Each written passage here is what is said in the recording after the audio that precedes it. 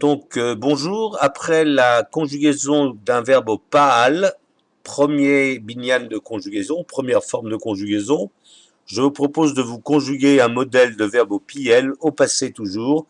Nous aborderons le futur dans un deuxième temps, dans quelques jours, quand nous aurons vu passer en revue plutôt les différentes formes, en tout cas les 5 principales formes verbales.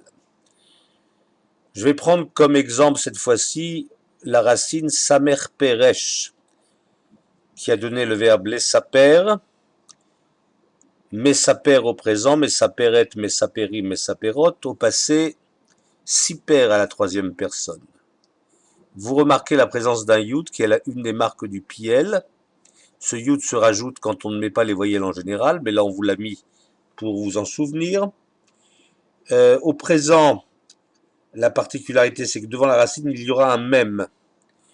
Dans la lettre du milieu, ce n'est pas signifié ici, la lettre du milieu de la racine, c'est-à-dire le cadre blanc du milieu, on doit avoir un dagesh. C'est aussi une des marques de cette intensité.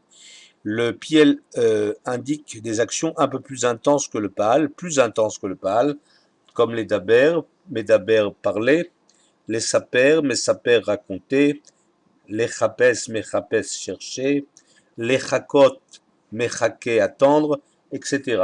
L'idée du piel, c'est l'intensité. Une action, le bon exemple que je donne souvent aux élèves, c'est l'élamed, mélamed, qui veut dire enseigner, alors que l'omed est l'action d'apprendre. Il est toujours plus intense d'enseigner que d'étudier.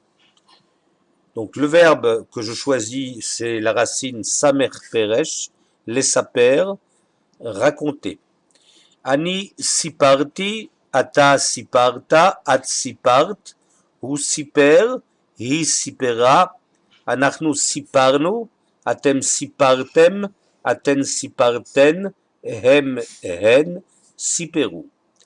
Je vous rappelle, et c'est très important de s'en souvenir, que ces terminaisons que vous avez donc à gauche de l'écran, ti, tate, sont des suffixes qui sont présents dans toute la conjugaison de tous les passés en hébreu.